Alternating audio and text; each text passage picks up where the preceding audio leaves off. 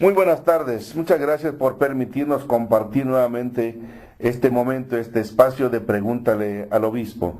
Esta tarde me hace favor de acompañarme, como en otras ocasiones, la hermana Hortensia, que ella es, decimos la hermana Tenchita, de las misioneras diocesanas que comparten ya tantas historias aquí con la diócesis. Hermana Tenchita, buenas tardes. ¿Cómo está Buenas usted? tardes, don Felipe, me da mucho gusto estar en su programa y gracias por esa bendición que nos ha dado de tener un obispo que se preocupa por la gente, por las por las inquietudes de la gente, sus dudas. Fíjese que desde siempre, pero el Papa Francisco nos ha insistido mucho en lo que él llama salir, salir, salir, no quedarse unos encerrados en las sacristías. Igualmente para ustedes son un ejemplo de una iglesia misionera, ustedes son misioneras seglares diocesanas. Ustedes quieren estar donde está la vida, no estar encerradas en un claustro, sino es otro tipo de vida. Su instituto, hermana, ¿cuántos años tiene de que se empezó aquí en la diócesis? Pues ya tiene, ya va a cumplir 60 años. Exacto, exactamente. ¿Y el objetivo fundamental de ustedes cuál es? Es el seguimiento de Jesús y María en la obra misionera. En la obra misionera. ¿Qué personas podrían pertenecer a su instituto? Pues todas las jóvenes, señoritas que tengan inquietud de misionar, de entregar su vida a Dios, al servicio al prójimo, a nuestros hermanos. ¿Y en qué se diferencia ustedes como Instituto Misioneras Seglares Diocesanas, les llamamos MISED, de cualquier otra congregación religiosa? La diferencia es en que nosotras no estamos esperando de que la gente llegue a nosotros, sino que nosotros vamos hacia donde está la gente. Y que no solo tenemos algo en particular, por ejemplo, las hermanas del Sagrado Corazón se dedican a las escuelas, las hermanas franciscanas a los hospitales, no, sino que nosotros nos dedicamos a misionar a donde se necesite. Por ejemplo, tenemos profesión de unas que sabemos salud, otra que sabemos otras cosas, pero que ahí mismo formamos una familia y que ahí mismo damos ese servicio. ¿Qué requisitos habría para que una joven, una muchacha, pudiera pertenecer a su instituto?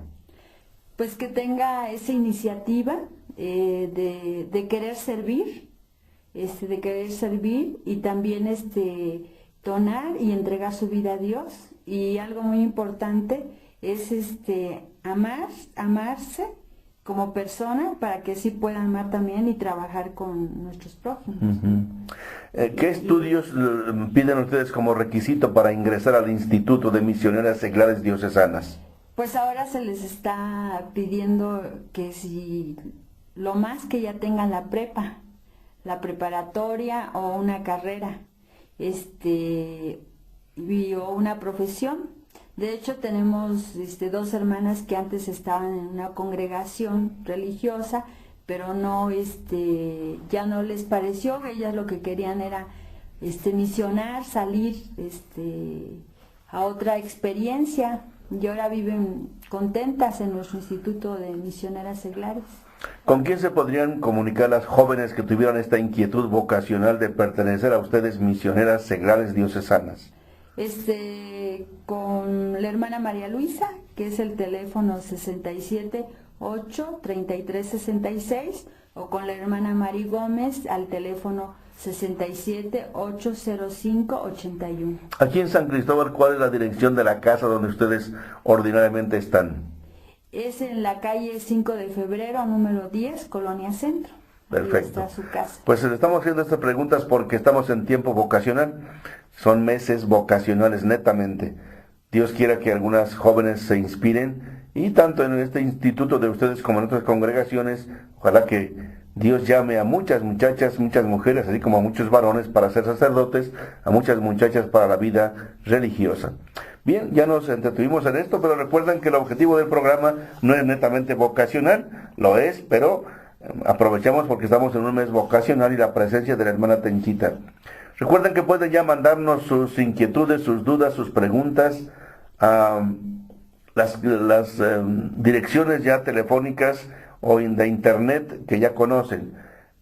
Mensajes de texto al 967-101-2955 o mensajes al correo electrónico radiotepeyac@live.com.mx o al chat de nuestra emisora www.radiotepeyac.com, y también a los teléfonos de las emisoras católicas de Comitán 963-110-7309 y Trinitaria 963-154-7780. Empezamos nuestro programa con este canto que ya es tradicional entre nosotros. Tu palabra me da vida, confío en ti, Señor. Tu palabra es eterna, en ella esperaré. La palabra de Dios nos ilumina. Vamos a escuchar un texto de Jesús que en estos días hemos escuchado en los domingos, Mateo 13, versículos 44 al 46. Jesús dijo a la multitud: el reino de los cielos se parece a un tesoro escondido en un campo. El que lo encuentra lo vuelve a esconder, y lleno de alegría va y vende cuanto tiene y compra aquel campo. El reino de los cielos se parece también a un comerciante en perlas finas que, al encontrar una perla muy valiosa, va y vende cuanto tiene y la compra. Es en Mateo 13, 44, 46 que hemos escuchado ya durante estos días. Tu palabra me da vida, confío en ti, Señor. Tu palabra es eterna, en ella esperaré. Pues que la palabra de Dios nos guíe, ese tesoro oculto, esa perla preciosa, que nos guíe siempre en nuestra vida. Vamos ya directamente a las preguntas de ustedes. Nuestra Señora de Belén quisiera saber qué pasa con las personas que mueren y no tuvieron nunca una religión y que nunca fueron bautizados. Muy interesante pregunta del grupo que se llama Nuestra Señora de Belén, que se reúne en la casa episcopal. ¿Qué pasa con estas personas que mueren y no tuvieron una religión, que no fueron bautizados?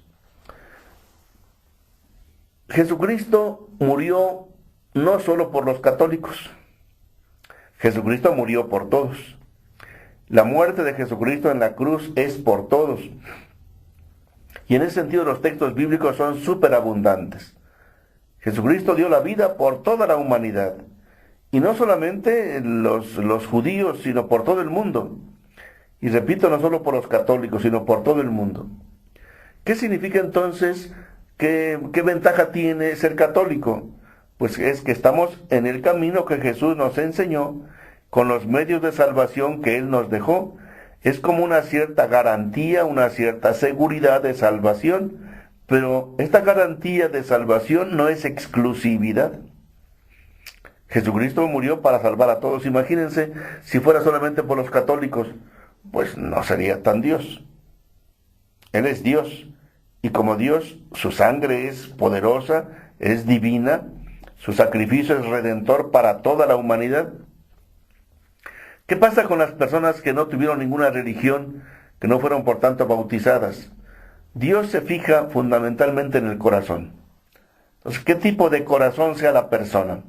Si la persona es una persona buena, de buenos sentimientos, de buenas acciones, ahí está lo que Dios pone como requisito. Tan es así que si alguien es muy creyente, no falta misa los domingos, se bautizó, recibió todos sus sacramentos, pero es una persona perversa, maligna, destructora, que hace daño a los demás, pues de nada le sirve su práctica católica.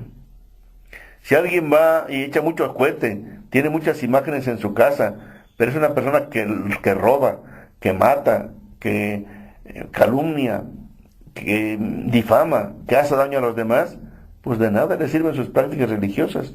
Y eso es pura palabra de Dios, ¿eh? Lo pueden ver en los profetas, claro. Jesucristo mismo dice: no porque me digan Señor, Señor, van a entrar en el reino de los cielos, sino que cumplan la voluntad de mi Padre. Y hay mucha gente que cumple la voluntad de Dios amando y sirviendo, aunque no conozcan a Dios directamente. Lo vemos claramente en el Evangelio de San Mateo capítulo 25. Cuando Dios hace el juicio final, no les pregunta, ¿estás bautizado? ¿Eres católico? ¿Eres evangélico protestante? No. No pregunta, ¿ibas a misa los domingos? ¿Hiciste tu primera comunión? ¿Te casaste por la iglesia? No, no pregunta eso. La pregunta fundamental es, ¿qué hiciste por los pobres? ¿Qué hiciste por ayudar a los demás? Eso es lo fundamental. Entonces, repito, entonces alguien podrá pensar, entonces, ¿qué caso tiene ser católico? No tiene caso, no sirve para nada ser católico. Claro que sí sirve. ¿Por qué? Porque nosotros conocemos más explícitamente la palabra de Dios. Sabemos con toda claridad qué quiere Dios, qué no quiere Dios, qué le gusta a Dios, qué no le gusta a Dios, qué nos hace bien, qué nos perjudica, y tenemos la palabra de Dios. Tenemos los medios, Jesucristo es muy claro. En Mateo 28 y en Marcos capítulo 16, dice, vayan por todo el mundo, prediquen el Evangelio. El que crea y se bautice se salva. El que no crea no se salva. El que no crea no se salva. Nosotros, el creer nos da garantía. Si alguien no cree, no se va a salvar. Pudiera parecer alguna contradicción si Jesús dice, el que no cree, no se salva. Es decir, el que resiste a la fe, el que resiste a la predicación, el que resiste a Dios, ese no se salva. La palabra de Jesús es muy clara, pudiera parecer, el que no se bautiza no se salva. Dice Jesús, el que crea y se bautice, se salva. El que no crea, no se salva, tampoco se bautiza, obviamente. Pero el no creer significa rechazar la fe, rechazar a Dios. Claro, si alguien no quiere a Dios, pues Dios ¿cómo lo va a salvar si no quiere estar con Dios? Pero ese es quien rechaza a Dios. Si alguien no rechaza a Dios porque no lo conoció, Dios no le juzga por algo que no hizo. Aquí más bien es, no se salva quien rechaza la salvación. Es como si, por ejemplo, Tenchi, yo le quiero regalar a usted $1,000,000, claro, nunca lo voy a tener en la vida. Pero usted me dice, no lo quiero, pues no lo va a recibir. Entonces, la salvación de Dios no vale $1,000,000, no se puede comprar con nada del mundo. Pero si alguien no quiere la salvación, pues Dios no lo va a salvar a fuerzas. No sé si más o menos quedó claro, hermana. Sí, de hecho hay una lectura del Evangelio, no recuerdo ahorita la cita, pero nos habla claro Jesús, nos dice que por ejemplo, si nosotros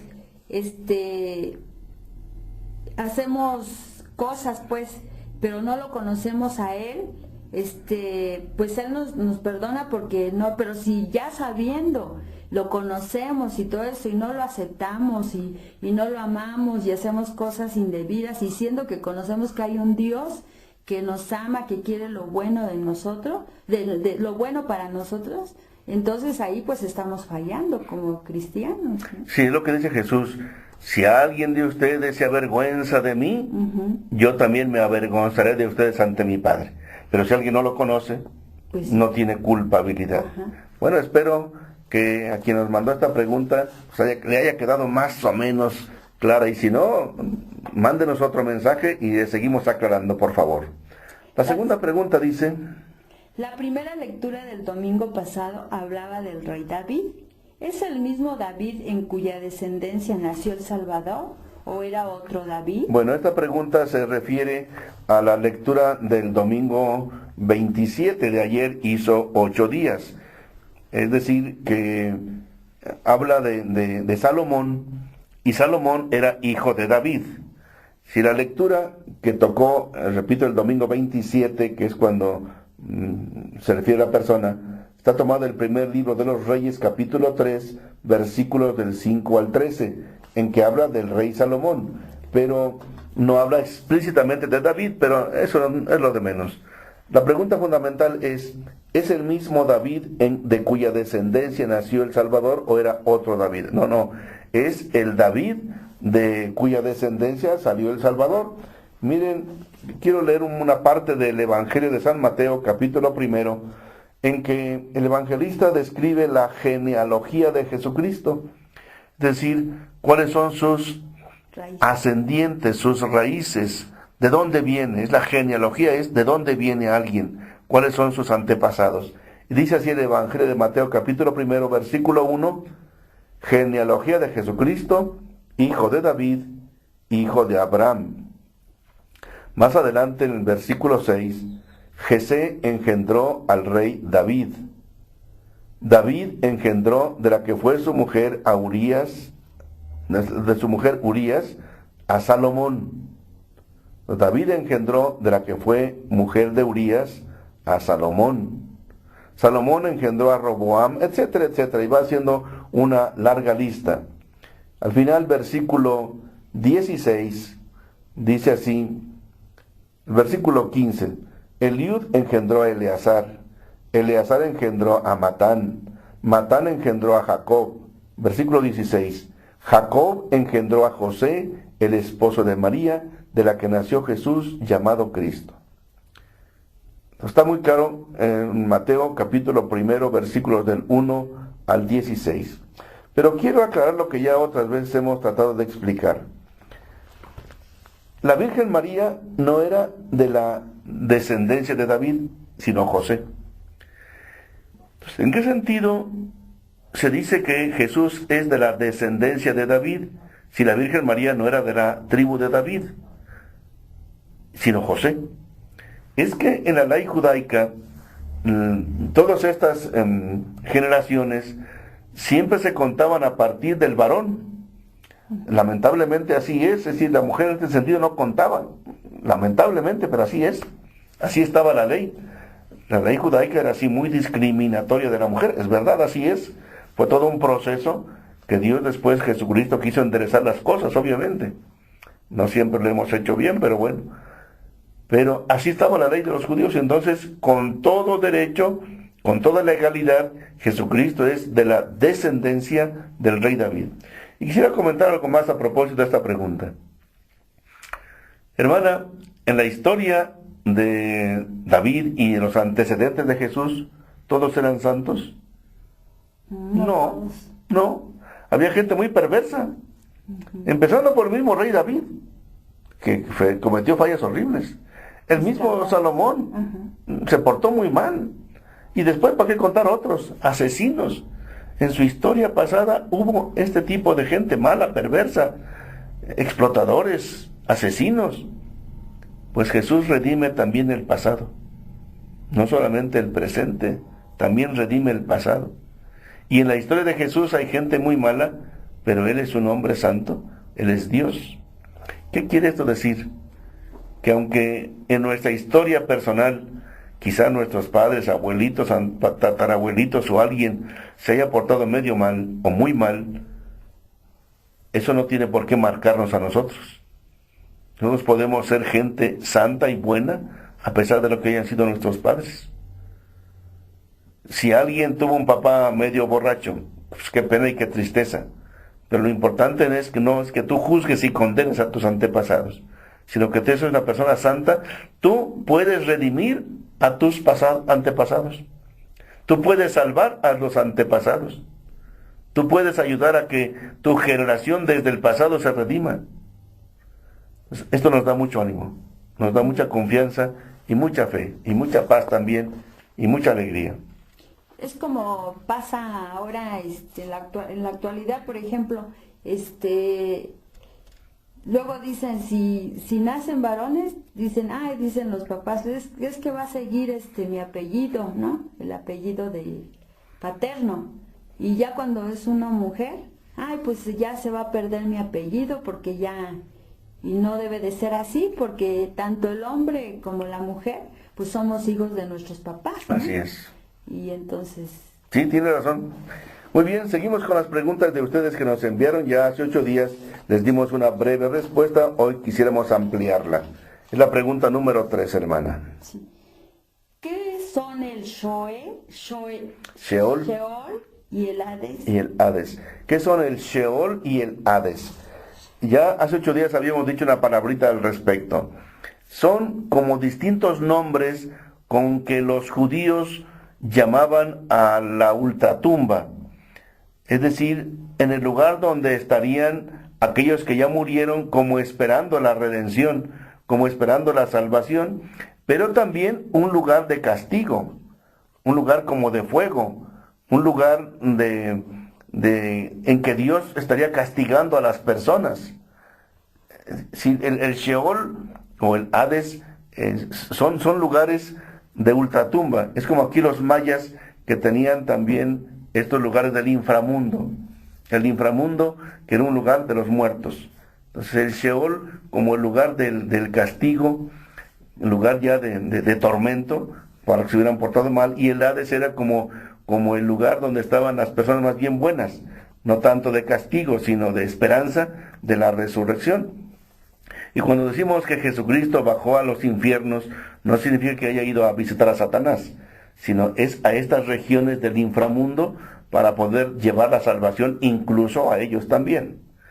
¿Por qué? Porque Jesús pues quiso dar la salvación a todos, a toda la humanidad, no solamente a Adán, a Moisés, a Abraham, que quizás estuvieran allí esperando, no, es a toda la humanidad que tuviera alguna esperanza de trascendencia, de una vida nueva, aunque no pues, conocían claramente a Jesucristo antes de que Él viniera a este mundo, ¿no? Entonces, son como lugares que los judíos le daban ese nombre. Nosotros lo que llamamos es purgatorio o el infierno. Bueno, pues son distintos nombres que, de acuerdo con la Biblia, pues hemos ido dando, pero son distintos nombres de las diferentes culturas. De hecho, viene la siguiente pregunta, que es la 4, que es el infierno. Efectivamente, ¿usted cómo se imagina el infierno, hermana? Bueno, el infierno, pues es como se vive también aquí. Cuando una persona no le encuentra el sentido a su vida o está en malos caminos y pues se convierte su vida en un infierno, y no solo la vida de él, sino también la de los demás, ¿no? Efectivamente, en un programa que nos decían en días pasados, alguien mandaba un mensaje y decía: mi familia es un infierno. Yo les hablo de Dios y ellos ni caso me hacen.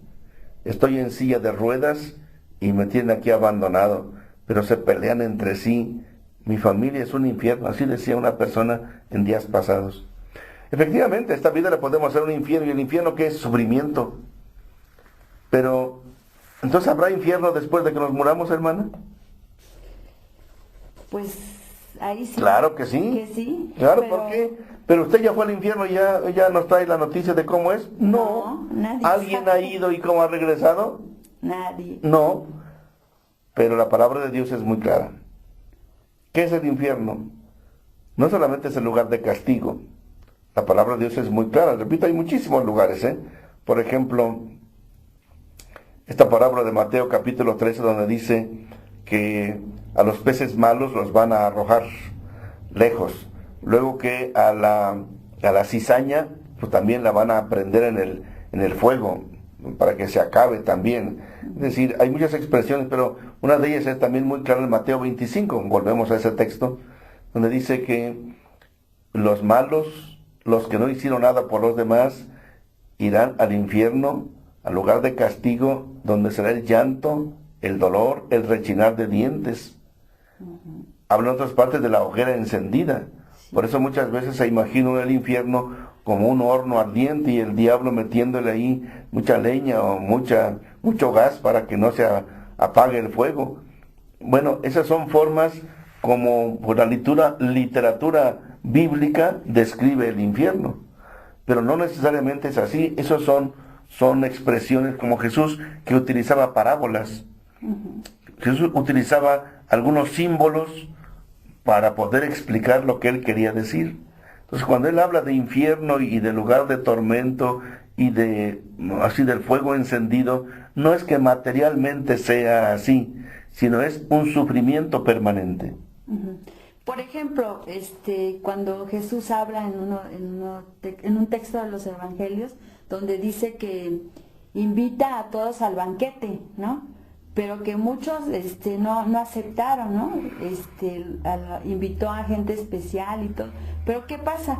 Que como no aceptaron, invita a todos, manda a llamar a todos del pueblo, a todos, pobres, ricos, bueno, todos entran, y los que eligió primero ya querían entrar. ¿Y qué dice el Señor? Cierren la puerta, porque ellos fueron primero llamados, no aceptaron invitación, pues ahí será el llanto, ¿no? Así es, exactamente.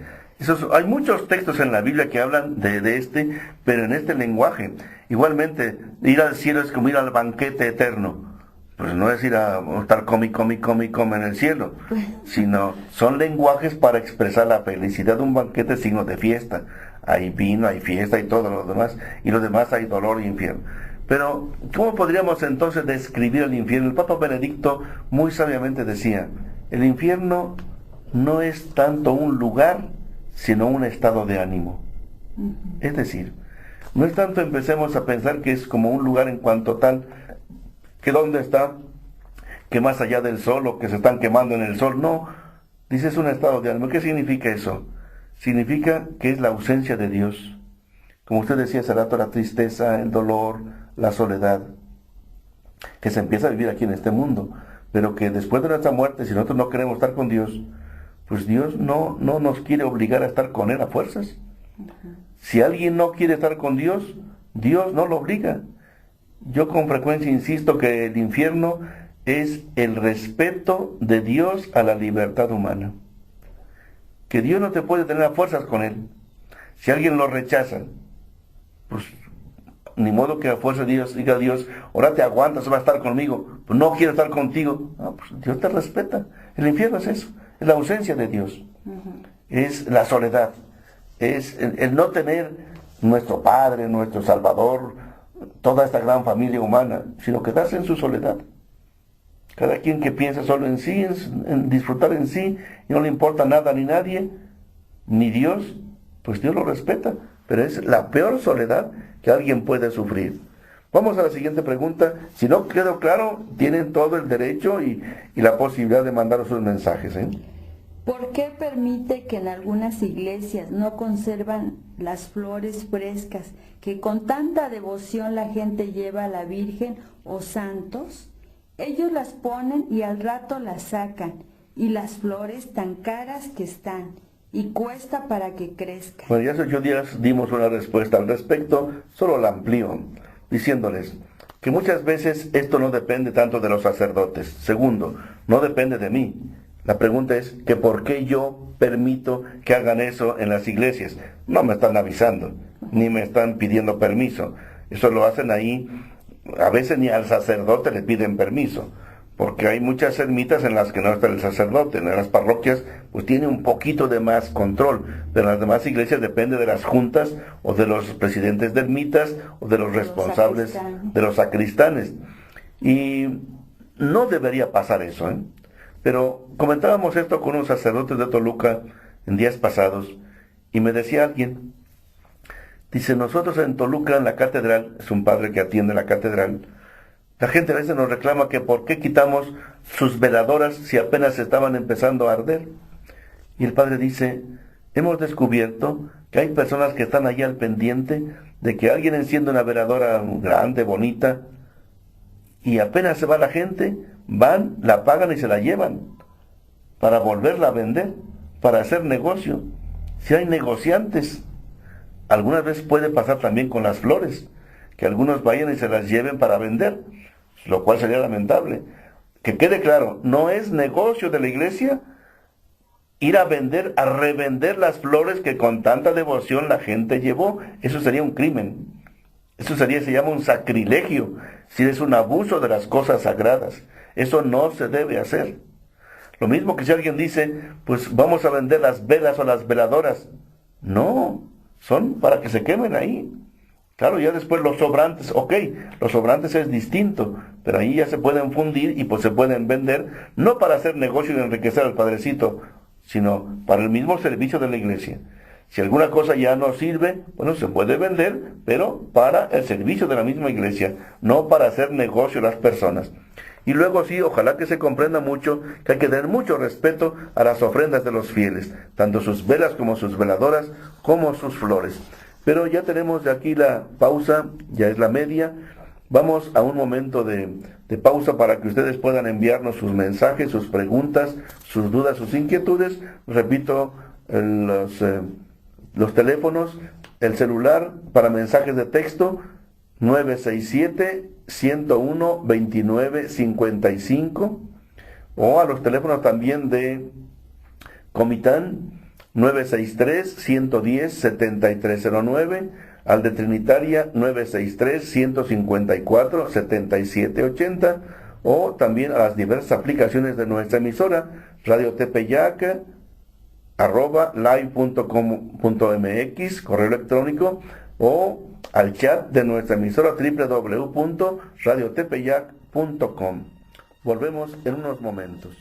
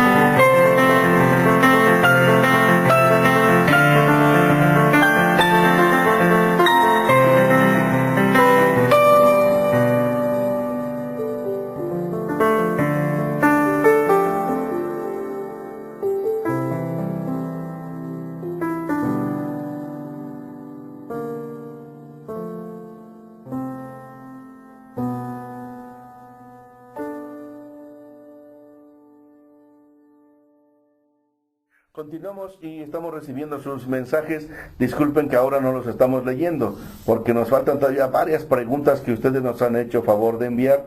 Disculpen si ahora no leemos los textos que ustedes nos están mandando ya. Vamos con la pregunta número 6. Mariano pregunta, ¿la Biblia católica es diferente a las demás religiones? Hace 8 días yo daba ya una respuesta un poco breve. Lo fundamental es igual. Lo fundamental es igual. Hay unas diferencias. La Biblia protestante no tiene lo que llamamos unos libros deuterocanónicos, que son algunos libros del Antiguo Testamento. Le faltan pues algunos libros, pero no son tan esenciales. No les falta ningún evangelio, no les faltan las cartas de los apóstoles, no faltan los salmos, no faltan los profetas, todo está bien. La diferencia fundamental es la siguiente.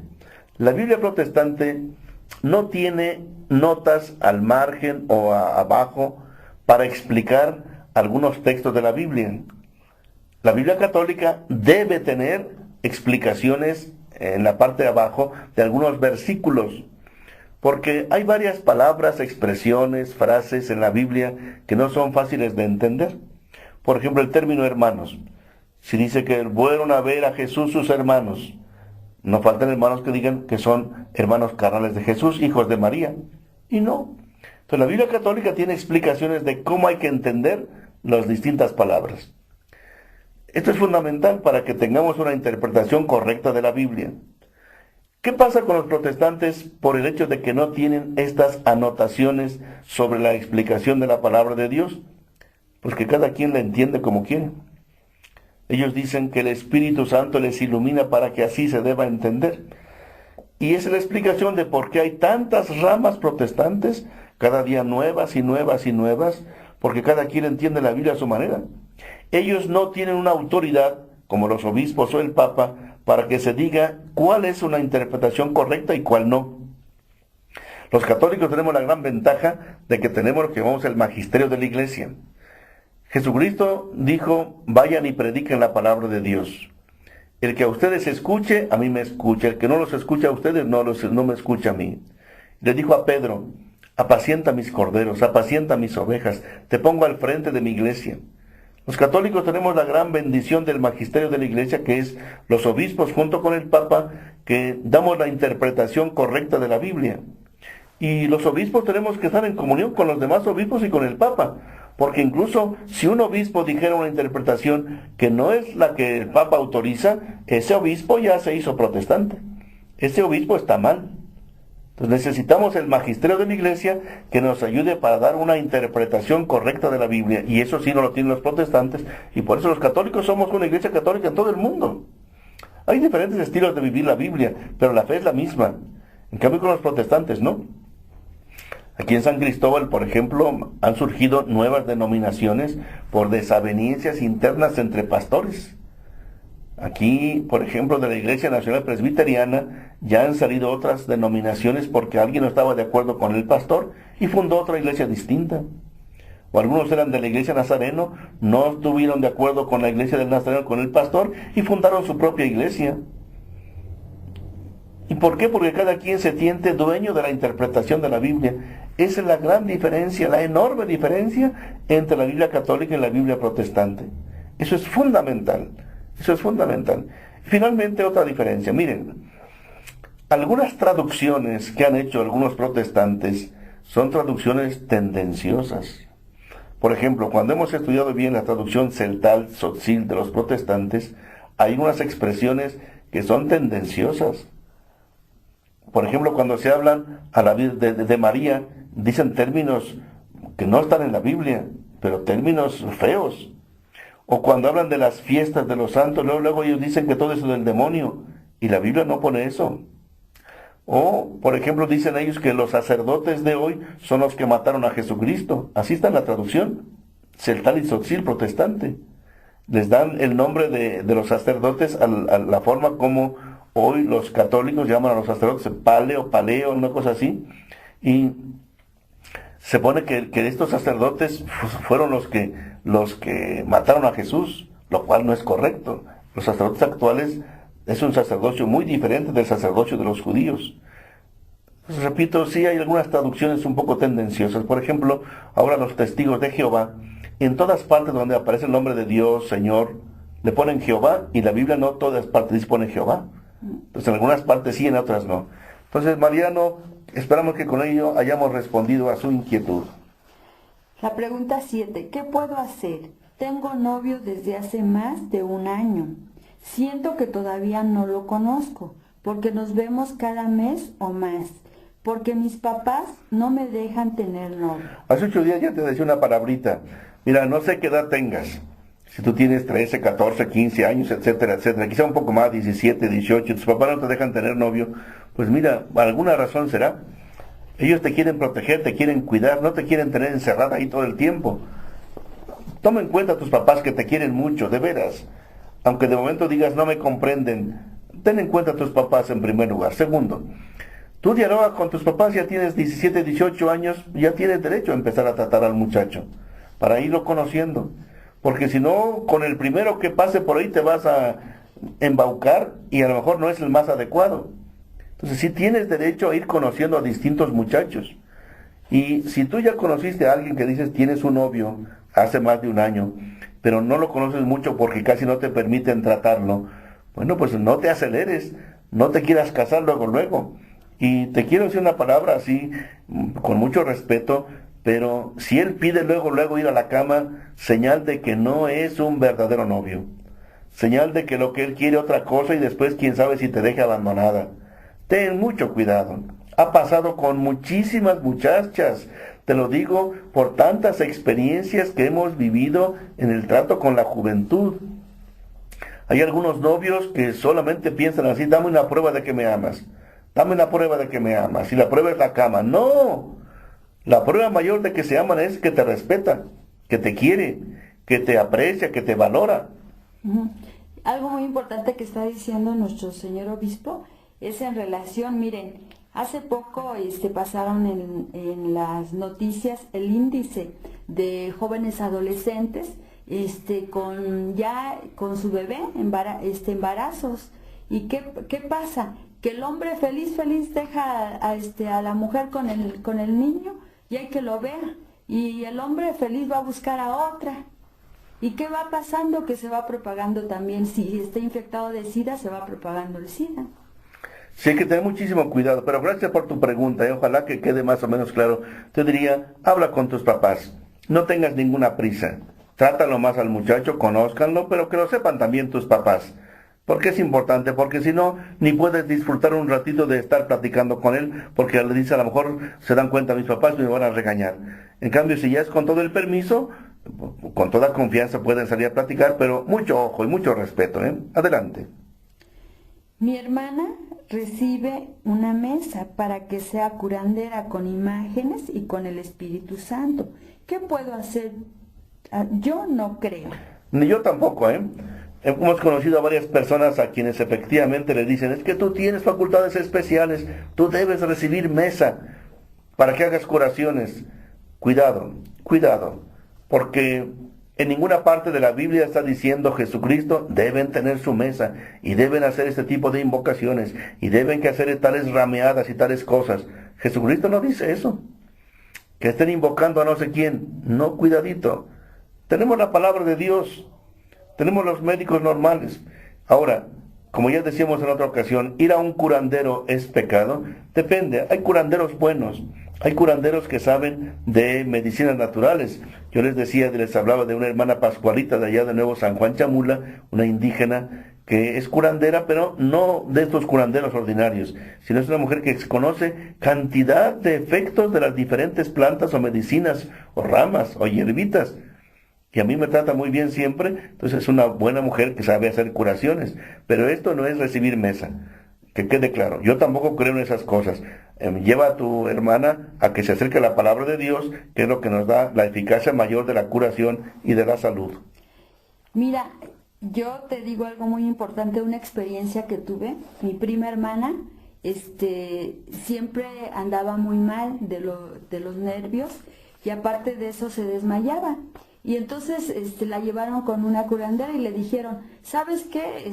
Que es porque tienes mesa, tienes don de curación y vas a pagar tanto. Le sacaban 5,000 pesos, luego hasta 10,000 pesos, y resulta que lo que ella tenía era una enfermedad que se llama esquizofrenia.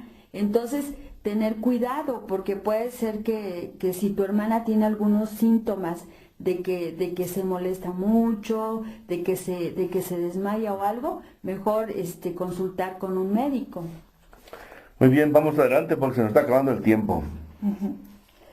¿Por qué cada que sueño que estoy en la iglesia y veo a los santos siento un gran miedo? Pues no tienes por qué sentir miedo. Estar en la iglesia debe darte paz. Los santos son amigos, no son enemigos. Es cierto que hay algunas imágenes por ahí de algunos santos que sí, son medio feyitas las imágenes, pero bueno, lo importante no es la imagen son representaciones. Los santos son amigos, están con Dios. Ten confianza, no tengas miedo. Estoy enamorada de mi primo, hijo del primo hermano de mi mamá. ¿Qué piensa de eso? Estamos muy enamorados y queremos casarnos. Somos fieles a nuestra iglesia católica en todo y queremos hacer las cosas bien, pero dicen que no podemos casarnos. A ver que quede claro. Dices, tu primo que es hijo del primo hermano de tu mamá. Por tanto, ustedes ya no son primos hermanos. Si ustedes son primos segundos, sí se pueden casar. Si fueran primos hermanos, hay que pasar por muchas cuestiones para poder autorizar eso. Pero siendo primos segundos no hay mayor problema, ¿eh? No se requiere ningún permiso. Y si tienen dudas, que hablen con un sacerdote, o que hablen con un servidor, o que hablen aquí en la catedral con el padre Felipe Ramos, que se encarga de todos estos casos. Pero te digo con toda claridad, tú y él ya no son primos hermanos, son primos segundos, entonces sí se podrían casar. La 11. Pregunta. Muchos dicen que no sirve escuchar los cantos con el ritmo de rock.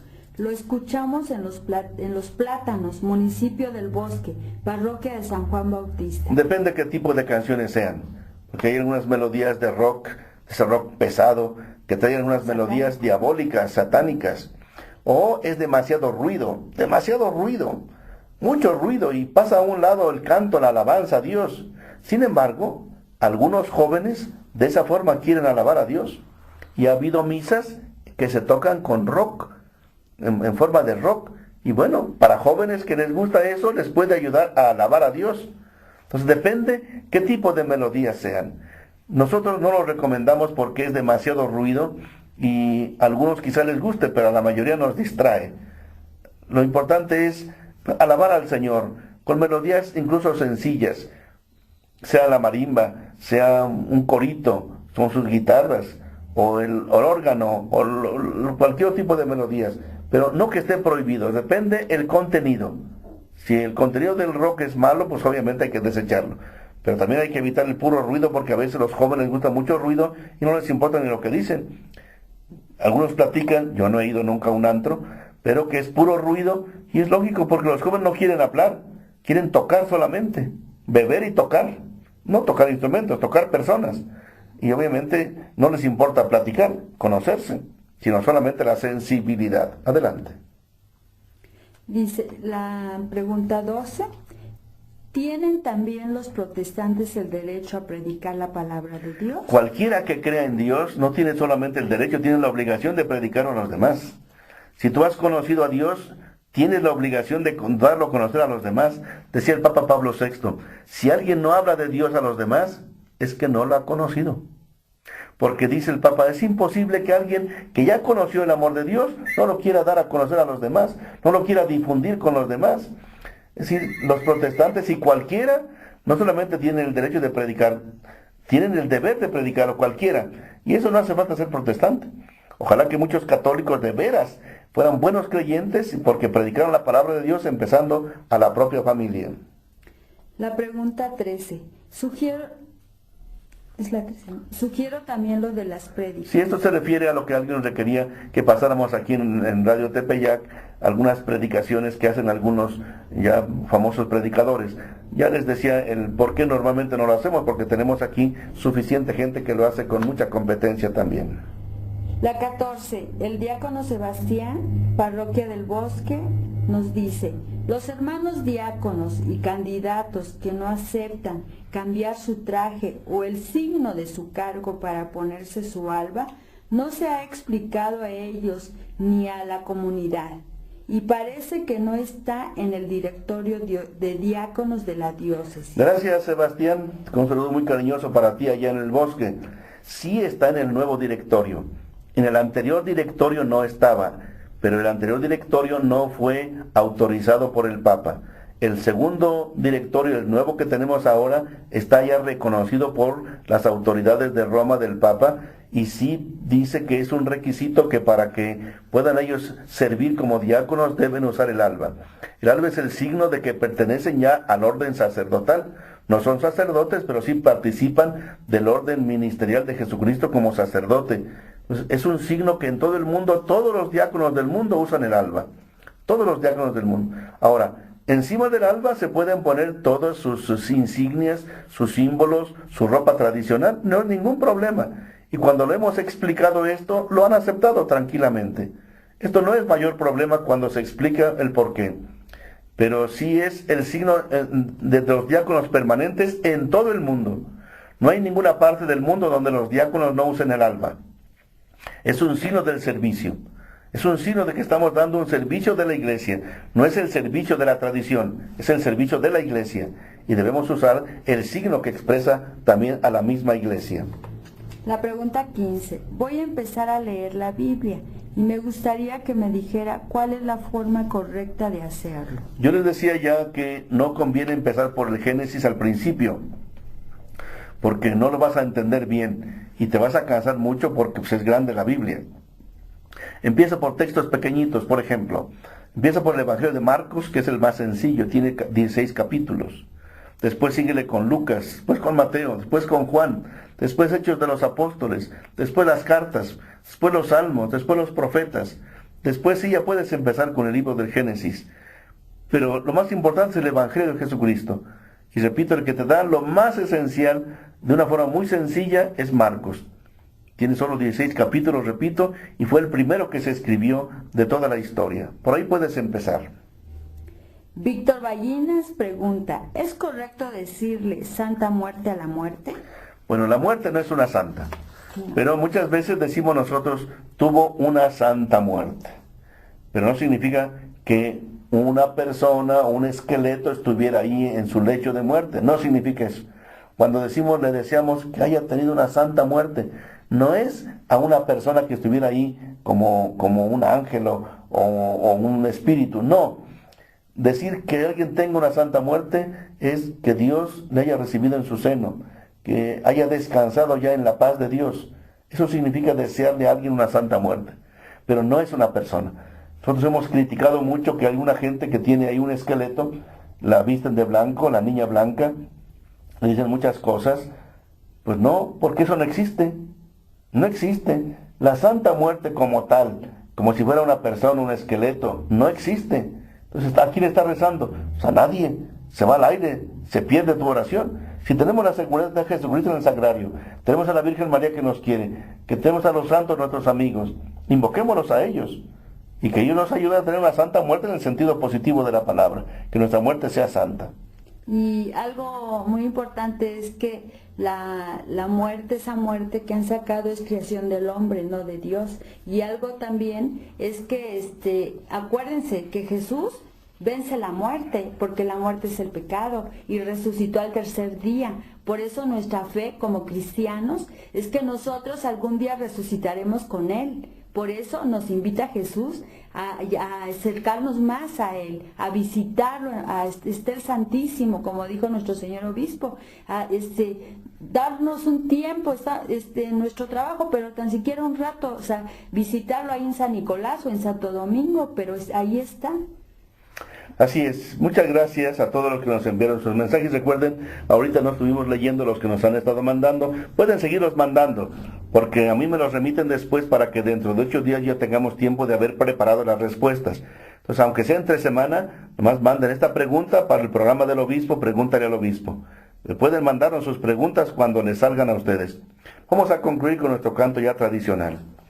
El Señor es mi luz y mi salvación. El Señor es la defensa de mi vida. Si el Señor es mi luz, ¿a quién temeré? ¿Quién me hará temblar? Muchas gracias y les esperamos dentro de 8 días que nos hagan favor de acompañarnos. Que el Señor les bendiga siempre. Que Dios los acompañe y acuérdense que Él está todos los días con nosotros hasta que se termine este mundo.